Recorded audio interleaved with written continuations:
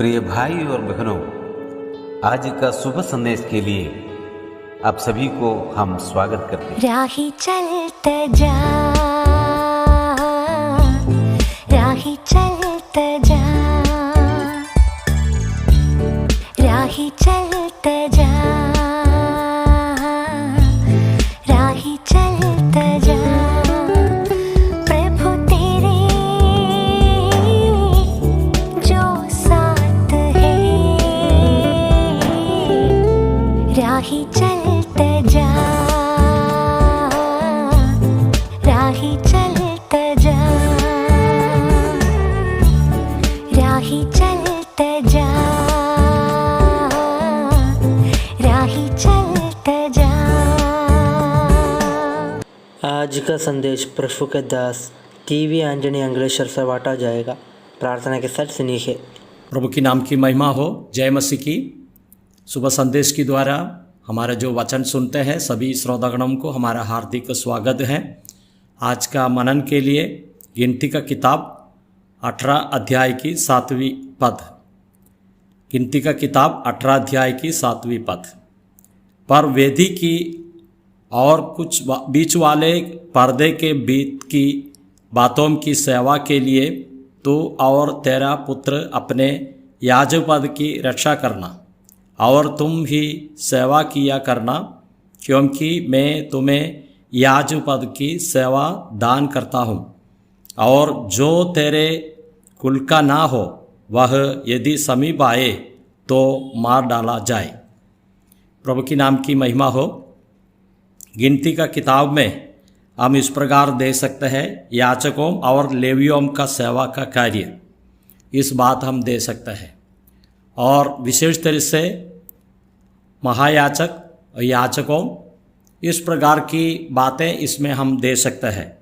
वो लोगों का सेवा एक अलग किया हुआ सेवा है, इस प्रकार हम दे सकते हैं। पुराना नियम में एक सेवा है और इस प्रकार हम देख सकते हैं कि याचकों की सेवा। और विशेष तरह से लेवियों है, लेवियों से अलग है, और महायाचक और उसका संतानों, इस प्रकार हम दे सकते हैं। लेकिन हम इसमें दे सकते हैं और परमेश्वर का याचक पदवी के लिए बुलाते हैं, ये परमेश्वर का अनुग्रह से है, इस प्रकार हम दे सकते हैं। इसलिए प्रभु हमको सहायता करे, इस प्रकार की बातें हम मनन करने के लिए एक अवसर दिया, इसलिए परमेश्वर की धन्यवाद देते हैं। हम इसमें इस प्रकार पढ़ते हैं उसका लास्ट भाग में, मैं तुम्हें याचक पद की सेवा दान करता हूँ। और एक दान का रूप में इस याचक पद की सेवा देते हैं। इसलिए हम परमेश्वर को धन्यवाद करेंगे। पुराना नियम में जो याचक पदवी में लोग आते हैं वो एक सेवा का रूप में दिया हुआ है, वो भी एक दान है, परमेश्वर का दान है। इसलिए हम परमेश्वर को और स्तुति करेंगे।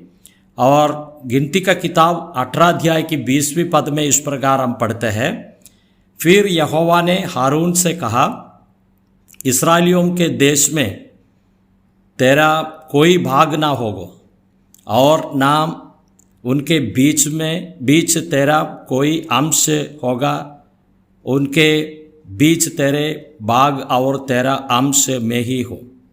हम इस याचक पद में लिया हुआ लोग हैं, उस लोगों के लिए विशेष तरह से हम देखते हैं वो लोगों का, और जो लोगों को जो वारस मिलता है वो परमेश्वर है।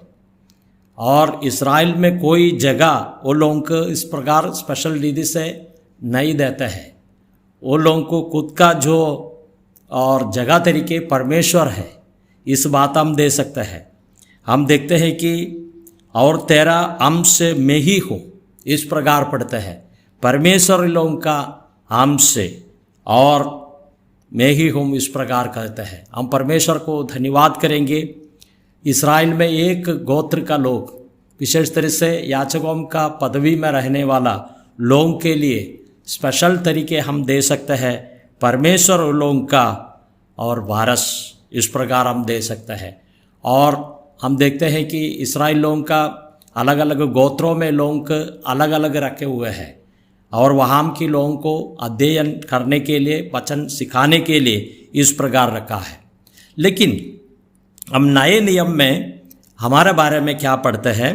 पहले पत्रस 2 अध्याय की 9 पद में इस प्रकार पढ़ते हैं, पर तुम एक चुने हुआ वंश और राजपदधारी, याजकों का समाज और पवित्र लोग और परमेश्वर की निज प्रजा हो, इसलिए कि जिसने तुम्हें अंधकार से अपनी अद्भुत ज्योति में बुलाया है उसके गुण प्रकट करो।